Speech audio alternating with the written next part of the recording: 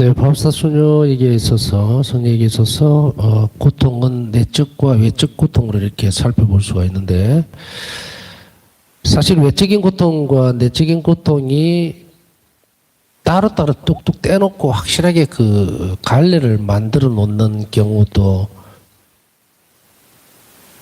참 그렇게 쉬운 일은 아닙니다. 왜냐하면 몸이 아프면 정신으로 고통스러울 수도 있고, 또 정신적으로 고통스럽다 보면 또 육체적으로 고통스러울 수도 있고, 뭐 그렇지만 여하튼 그 부분들을 이렇게 떼놓고 일단은 봤을 때에 바우사 성녀에게 있어서 이런 육체적인 고통들을 어떻게 예수님의 십자가 순환과 결합시켜 나갔는가, 또 영적인 부분에 있어서 그런 고통들, 그것은 또 어떤 방향으로 예수님과 결합하는 그런 방법, 수단, 뭐 그렇게 그 기회로 삼았는지 우리는 살펴볼 필요가 있고 또 살펴보고 있습니다. 바우사 성녀는 보면은 당신의 고통 자체를 우리가 뜬금없이 그냥 예수님의 십자가의 고통 순환에 결합시켜야 된다, 이렇게 얘기를 하면은 구체적으로 어떤 방식을 사용을 해야 될지를 사실은 잘 모르죠. 그러나 바우사 성녀에게 있어서는 이것이 좀 더 세분화돼서 아주 자주 드러납니다. 잘 드러나요. 그래서 살펴보면은 바우사 성녀는 당신의 어떤 괴로움이나 어떤 고통들, 내적으로 일어나는 것이든 육체적으로 일어나는 것이든 이것을 굉장히 빠르게 배분을 한다 그럴까요? 기회로 삼고 선물로 삼았고 그걸 기쁨으로 받아들이려고 애를 썼다는 것을 우리는 살펴볼 수가 있고 또 앞으로 살펴봐야 됩니다. 앞전에도 제가 그 말씀을 드렸지만 왜 바우사 성녀에게 있어서 유독 이렇게 괴로움이나 고통, 십자가 이런 것들이 굉장히 다양한 방법으로 드러나죠. 그리고 또 많은 페이지를 할애해가면서까지 자비의 학교에서 보면 많은 부분을 할애하면서 정언들이 막 나오죠. 바우사 성녀는 이랬었다. 또 이런 것이 모범적이었다. 이렇게 잘 드러나지 않았지만 아주 비범했다. 뭐 이런 식으로 쭉 드러나죠. 왜 그랬을까요? 이 많은 부분을 할애하고 있는 부분은 나중에 말미에 가면은 우리가 그 의미를 알아들을 수가 있어요. 바우사 성녀가 겪어왔던 그런 수많은 고통들을 이렇게 일목요연하게 쭉 나열을 하고, 그리고 그것을 바라보는 사람들의 시선들도 정언들도 확인을 하지만, 그러나 그것이 결국은 한 지점을 향해서 가 있다는 거예요. 한 지점을. 그것은 뭐냐면 여러 가지 다양한 형태로 겪어야 했던 이 모든 모습들이 바로 예수님을 훨씬 더 확실하게 알 수 있는 그런 기회로 만들어질 수 있었다라고 하는 것이 이제 뒤에 나옵니다. 그래서 우리는 일단 이렇게 여러 가지 것들이 예문들이라고 해야 될까요?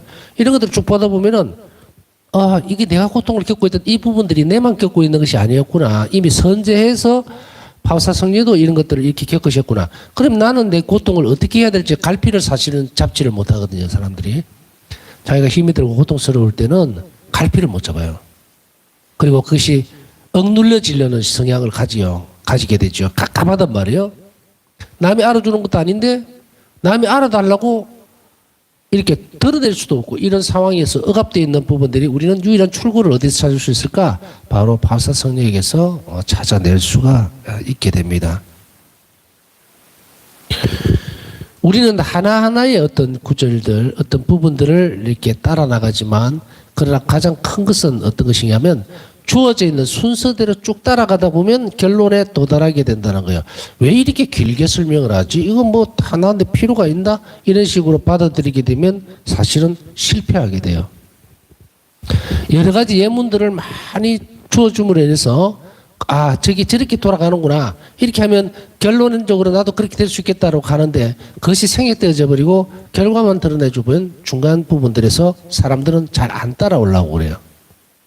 그렇기 때문에 그런 위험성들이라든지 잘못된 지점이라든지 뭔가 이렇게 부족한 것이 있으면은 그 부족한 대로 그 다음 과정 안으로 넘어갈 수 있는 부분들이 있구나라고 하지 않으면 우리는 예수님을 제대로 섬길 수도 따라갈 수도 없게 됩니다. 자, 이런 맥락에서 조금 더 진도를 더 나가 보겠습니다. 바우사 수녀는 자신의 괴로움을, 특히 내적 고통을 사람들에게 드러내지는 않았지만 그녀와 아주 가까이 지내던 수녀들은 그녀의 영적 괴로움을 알 수가 있었다. 내적인 고통들을 사람들에게 잘 드러내지를 않았다. 사람들에게 드러내지는 않은. 그러면 바우사 성녀는 이 내적인 고통을 사람들에게 드러내지 않았으면 누구에게 드러냈습니까?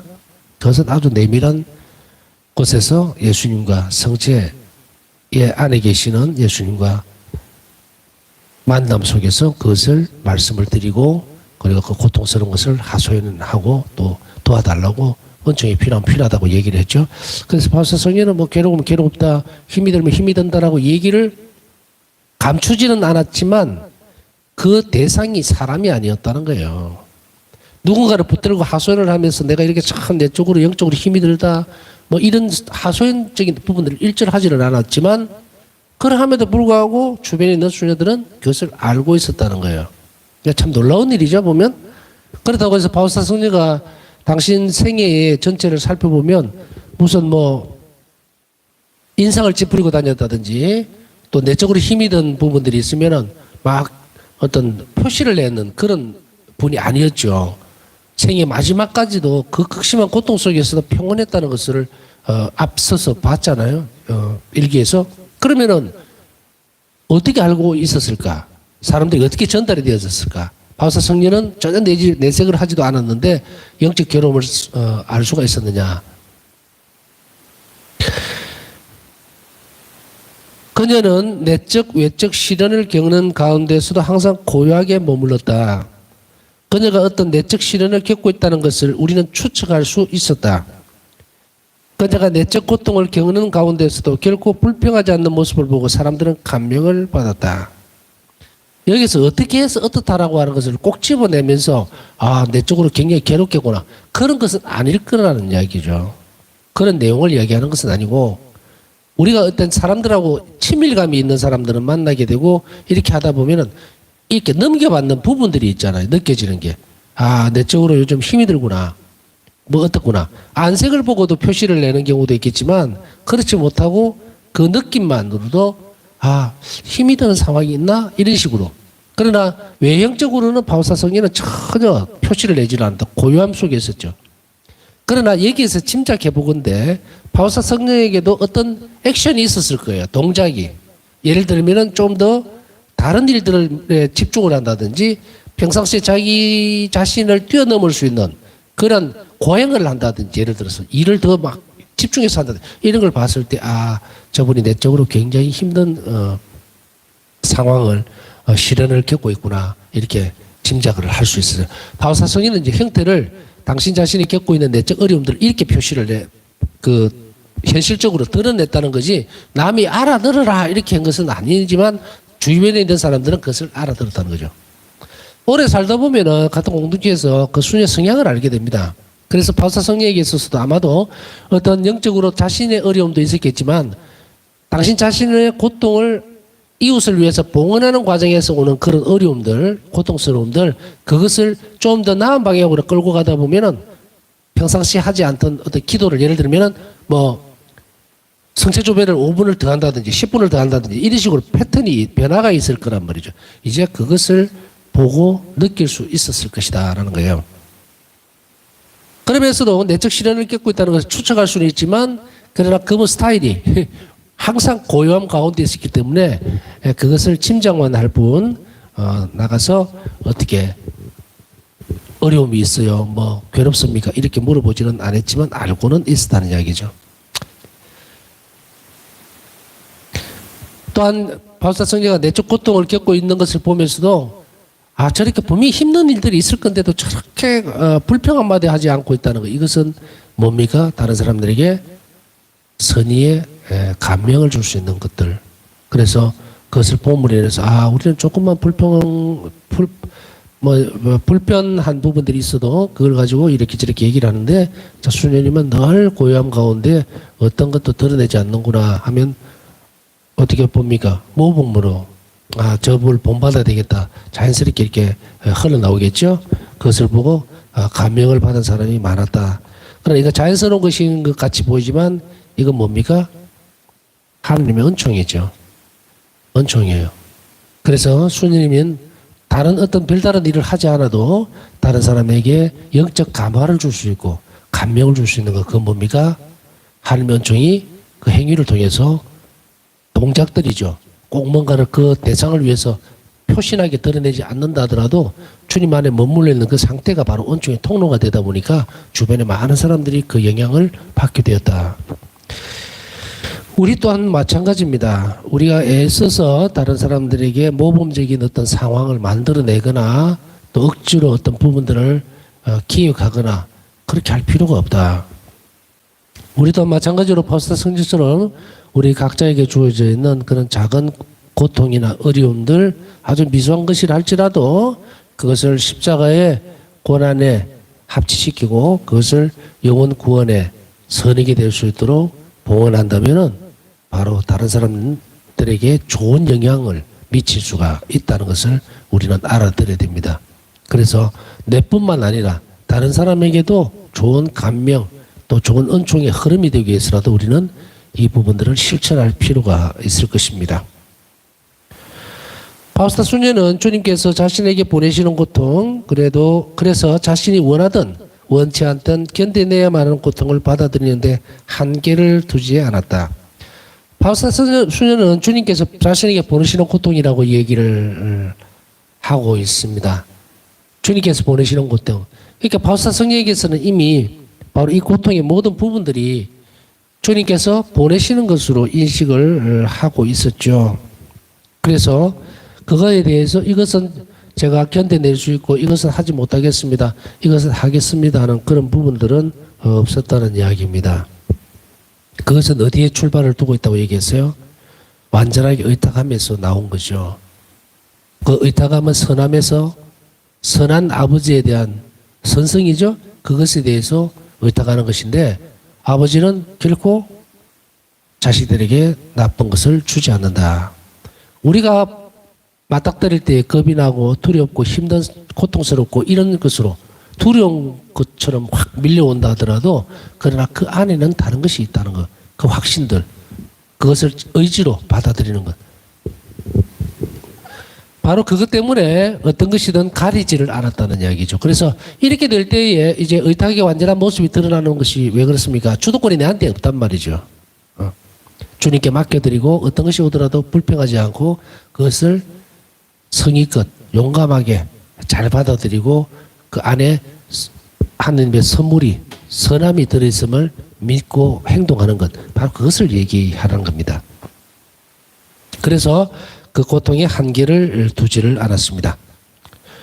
파우스타 성녀는 자신에게 부과된 모든 고통을 완전히 내적 자유의지를 가지고 받아들였으며 여기에서 이제 완전한 내적 자유의지를 가지고 받아들였다는 말은 긍정적인 거예요. 그러니까 다시 얘기하면은 자율적인 겁니다. 누구의 강요도 없이 누군가가 뭘 반드시 해야 된다는 건 강박관념이라든지 이런 것 없이 완전히 내적으로 의지적으로 받아들이고 순명이죠 이게. 어떤 불평이나 불만도 없이 그것을 받아들였다는 것이 아주 중요합니다. 억지로 하거나 마지못해 하거나 그런 것이 아니다. 어떤 때는 그렇죠. 하나님 뜻인데 내가 도망갈 구멍이 하나도 없으니까 사실은 그것을 그러려니 하고 받아들이는 경우도 없잖아 있을 수 있어요. 만약에 그게 조그마한 빈틈이라도 있다면 빠져나가려고 하는 가능성도 저를 포함해서 다들 있을 거예요. 100%라고 하는 것은 파우스타 성녀처럼 완벽하게 이르면 100%가 되는데 밀려오는 고통이 큰데 그 비켜나갈 수 있는 구멍이 있으면 그걸 빠져나가려고 하고 하는 것이 어떻게 보면은 우리가 갖고 있는 뭐 아직까지 약함이거든요. 그 뭐 어쩔 수 없는 부분이에요. 그 나중에는 그 부분마저도 없어지게 되겠죠. 그래서 처음에는 아유 어쩔 수 없어. 내가 방법이 이것밖에 없으니까 어떻게 뭐 할 수가 없잖아. OX 문제가 되어버리잖아요. 그렇게 받아들이는 것은 자유의지로 완전히 받아들이는 것이 아니다. 저는 그렇게 생각해요. 물론 그것도 맞겠죠. 어쩔 수 없이 그렇게 된다 하더라도. 근데 만약 옆에 빈틈이 있는데도 불구하고 그것을 포기하고 가는 것. 빠져나가지 않고 비켜갈 수 있는 그 부분까지도 포기하고서 이쪽으로 돌아서서 주어지는 것을 그대로 받아들이는 것. 그것이 오히려 순도 100%의 자유의지가 아닌가 하는 거예요. 다른 사람 유혹과 죄를 자신이 떠맡으면서 그들을 위해 변화의 은총을 간청했다. 이것은 뭐냐면 다른 사람의 유혹과 죄를 유혹을 당하고 있는 처지를 이야기하는 거예요. 어떤 한 사람이 유혹을 받고 있는 그런 상태, 바로 그것을 얘기하고, 그리고 그 사람이 그 유혹 때문에 죄를 지을 수 있는 그것들, 바로 그 부분들을 바울사 성령은 자신이 떠맡아 버리고, 그리고 그를 위해서 변화의 연충을 간청을 했습니다. 참 고통스럽고 힘든 일이죠. 그 사람이 어떤 사람이 예를 들어 A라는 사람이 지금 죄를 지으려고 하고 그 다음에 어떤 유혹에 빠져 있는 상태. 그러면 그 결과는 정말 멸망으로 가든지 주님에게서 완전히 떠나버리든지 하는 그런 절체절명의 순간에 딱 바울사 성령가 맞닥뜨린 경우가 있죠. 그랬을 때에 그 사람이 겪을 수 있는 그런 위험천만한 유혹과 죄에 대한 어떤 부분들, 그것을 완전히 당신이 갖고 오고 그 사람이 변화되도록 고통을 청한 거예요. 이랬을 때 바울사 성령은 엄청난 고통을 겪는 과정을 우리는 일기에서 볼 수 있었습니다.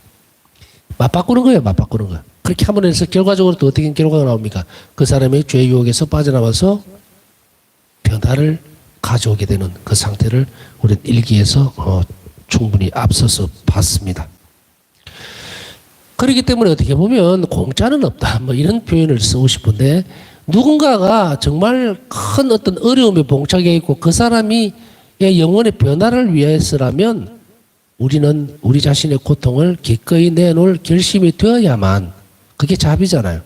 되어야만 그 사람에게 그 변화의 연총이 주어진다는 것, 그거 잊지 말아야 됩니다.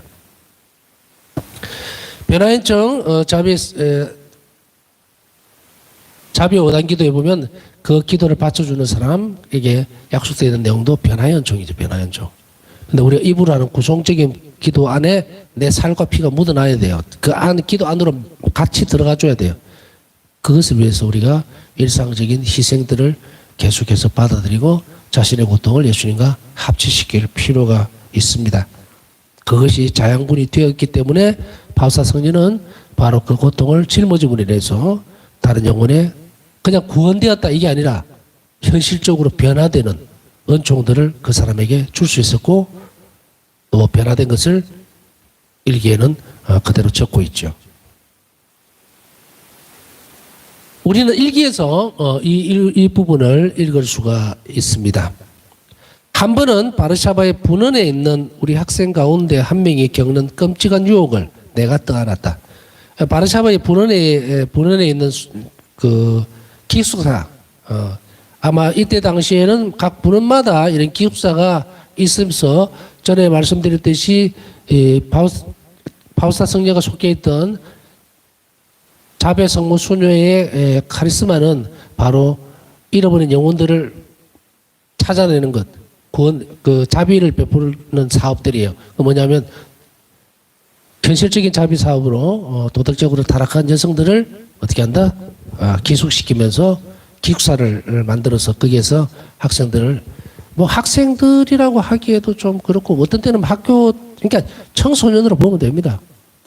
뭐 술집이라든지 뭐 매춘부라든지 이런 아이들을 데려와서 거기서 기숙을 시키면서 기술을 가르쳐주고, 뭐 자수를 놓는다든지 밖에 나가서 다른 생활 아닌 자기가 밥을 벌어 먹고 살 수 있는 그 직업을 가질 수 있는 그런 것을 가리키는 그 기숙사를 얘기하는데, 바르샤바에도 이 부분이 있었어요. 본원에 거기에 이제 있는 학생이 한 명 겪는 그런 끔찍한 유혹을 바울사 성녀가 알게 됩니다. 그것은 바로 자살의 유혹이었어요.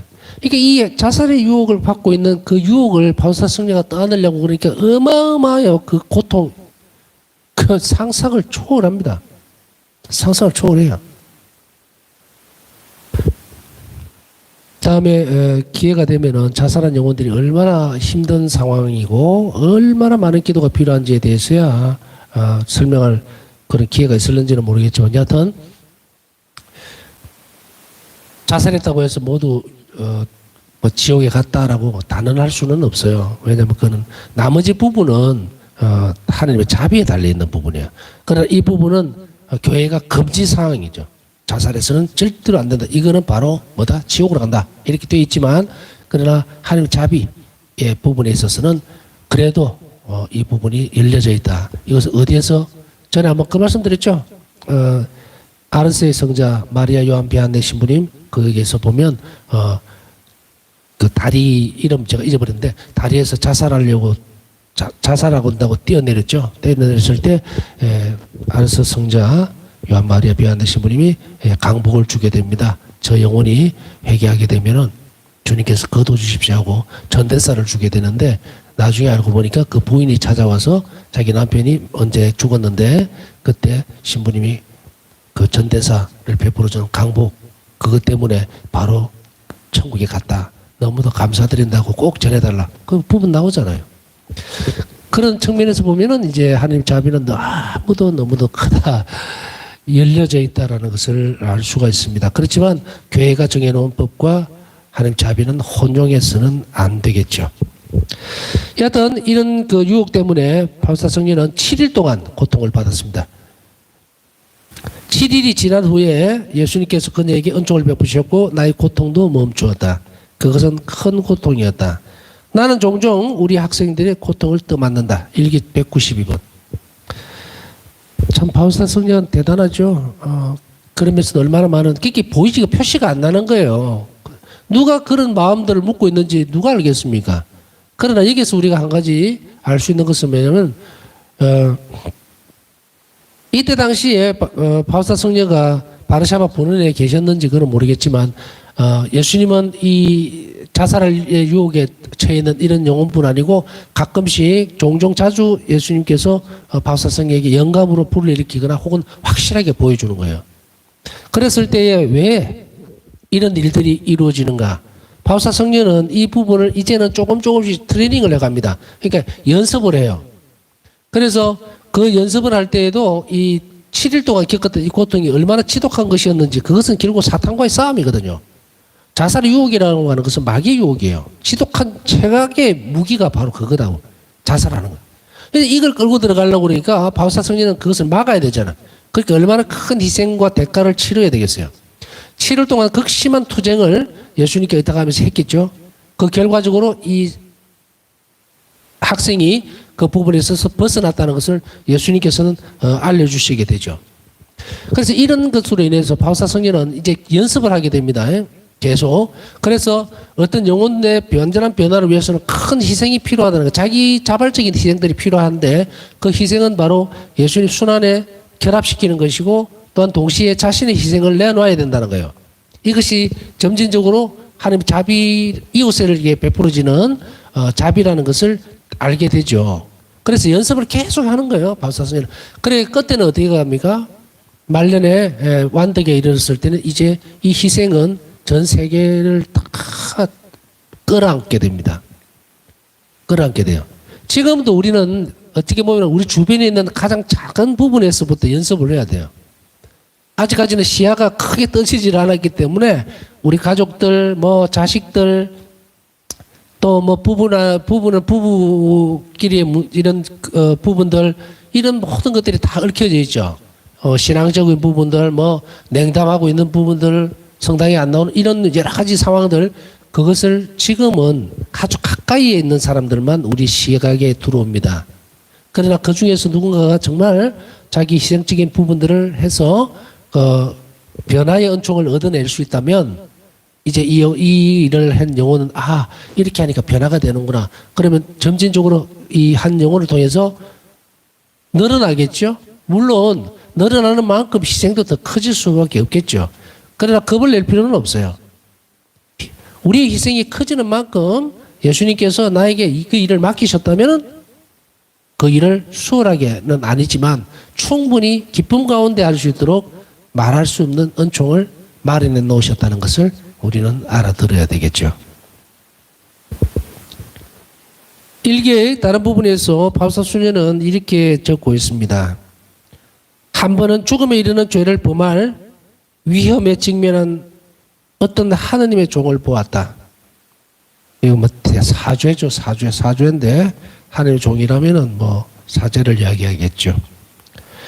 나는 이 사죄가 죄를 범하려는 상황에서 벗어날 수만 있다면 지옥의 모든 괴로움과 하나님께서 원하시는 모든 고통을 나에게 내려달라고 하나님께 청하기 시작했다. 예수님께서 내 기도를 들으셨다. 그 즉시 나는 내 머리에 가시관을 쓴 것 같이 느꼈다. 가시가 큰 힘으로 내 머리를 깊숙이 파고 들어와 뇌 속까지 꿰찔렀다. 이 고통은 3시간 동안 지속되었다.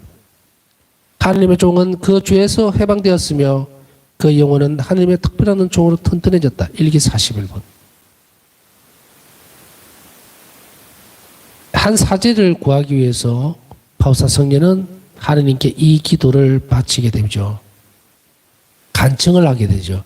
하나님이 원하시는 것, 어떤 것, 그것이 지옥의 모든 괴로움이라 할지라도 그 짐을 당신 자신에게 주시고 그리고 이 죄 유혹에서 벗어나게 해달라. 그렇게 함으로 인해서 이 3시간 동안에 극심한 뇌를 꿰찌르는 거라고 하니까 얼마나 지독한지는 알겠죠. 예수님을 닮아서 있는 고통, 예수님 가시관 쓰셨던 그 고통을 3시간 동안 겪으시고 나서 그 다음에 그 종은, 하늘의 종은 사제죠. 그 사제는 그 대제 유혹에서 벗어나게 되었다. 그리고 또한 동시에 그 영혼은, 그 사제 영혼은 하나님의 특별한 은총으로 튼튼해졌다. 그러니까 그냥 유혹에서만, 그 죄의 유혹에서만 벗어나게 한 것이 아니라 앞으로 그런 유혹들에 빠지지 않도록 그 영혼을 더 튼튼하게 만들어 주셨다. 이게 하나님의 은총이에요. 하나님 자비는 이렇게 우리 인간이 생각하는, 그래서 이 부분은 묘하게도 이중적인, 두 개가 겹쳐 있잖아요. 그 죄 유혹에서도 벗어나게 만들고 그 영혼을 더 튼튼하게 만들어서 더 앞으로는 그런 유혹에 빠지지 않도록 만들어주는 하나님의 자비로운 모습이요. 이게 전에 고해성사 얘기할 때 말씀을 드렸죠. 성사적 효과라는 말을. 성사에서 주어지는 죄의 용서뿐 아니라 그것을 앞으로 범하지 않으면서도 훨씬 더 잘 견뎌낼 수 있고 튼튼하게 어떤 유혹들에서 맞설 수 있는 그런 은총, 그것이 성사적 효과인데 그것을 내팽개치고 가는 사람이 너무 많다고 말씀을 드렸어요. 잘 준비되지 않으면 이렇게 놓치게 됩니다. 여하튼 바우사 성녀는 상상도 하지 못하는 이런 은총들을 청하죠. 그러니까 이게 지금 우리가 살펴보고 있는 이 부분에 있어서 많은 것을 응용해야 됩니다. 아, 그렇구나. 내 자식이 지금 냉담하면서 이렇게 했는데 참 이제 나도 나이가 있어서 이제 하나님께 갈 때가 다 됐는데 저 영혼을 어떻게 할까? 고민만 하지 말고 이제 방법들이 나오잖아요. 그러면 나에게 적합한 방법들을 선택해서 하나님께 드리죠. 그러면 변화되게요. 분명히 바뀝니다. 바뀌기 때문에 지금 우리는 배우고 있는 거예요. 그냥 묵주기도 좀 바치면 되려나, 자비기도 좀 바치면 되려나, 그런 거 갖고 말고 그 영혼을 변화시키기 위해서 하나님 나에게 뭘 원하시는지를 먼저 찾아 나서야 돼요. 그리고 그것을 불평 없이 혼신의 힘을 다해서 할 것을 결심하는 것. 그거 지금 오늘 배운 거잖아요. 이렇게 하는데 어떤 영혼이 안 변하겠습니까? 어떤 영혼이든 하나님께서 건져주시죠. 참 확실한 답이 여기서 나오죠.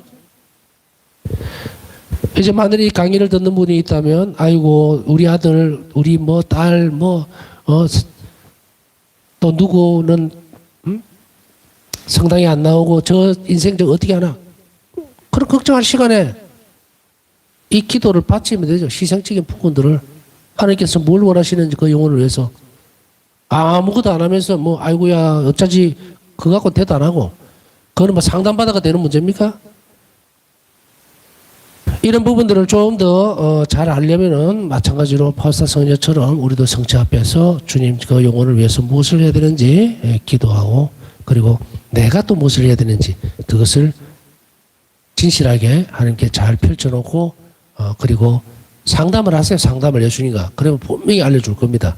그런데 거기에서는 어떤 것이든 이라는 조건이 붙어야 되겠죠. 이거는 안 되겠고 저거는 안 되겠고 그러면 절대로 안 됩니다. 예수님께서 원하시는 것을, 예수님께서 원하시는 방법대로 그렇게 할 것을 결심한다면 어떤 영혼도 회개하지 않는 영혼이 없을 것이다 라고 하는 것을 우리는 잘 알아들어야 됩니다. 바우사 수녀는 다른 사람을 위해 당신의 생명을 내주는 최상의 자비를 보여주셨던 예수님을 닮으려고 노력했다. 앞서서 예를 들었던 그 부분이죠. 그 가시관, 바로 이런 것들. 그런 걸 주심으로 인해서 그냥 참 힘든 걸 준다라는 그런 생각이 아니라 어쩌면 예수님께서 당신 자신을 닮은 가장 닮아 있는 그 가시관을 씌워주심으로 인해서 정말 영광스럽게 그 바우사 성녀를 만드셨다는 것도 알아들어야 되겠죠. 그래서 그녀는 죄인들, 특히 하느님의 자비에 대한 희망을 잃어버린 사람들을 위해 자발적으로 자신을 바치는 봉헌의 행위를 함으로써 자비의 최정상 경지에 이르렀다. 자비의 최정상, 이웃을 향한 자비의 최정상의 경지는 뭡니까? 잃어버린 영혼들을 위해서 자신의 모든 것을 자발적으로 바치는 봉헌의 행위, 바로 이것입니다. 이것이 깊어질 때에 우리는 하느님과 하나가 된다, 일치가 된다. 그리고 가장 높은 완덕에 이르른다는 것을 우리는 잘 알아들어야 됩니다. 남은 시간 묵상하면서 고통 가운데에서도 그 색깔을 내가 구별하지 않고 주님께서 주시는 좋은 선물로 받아들일 수 있는 은총을 청하면서 남은 시간 묵상하도록 하겠습니다.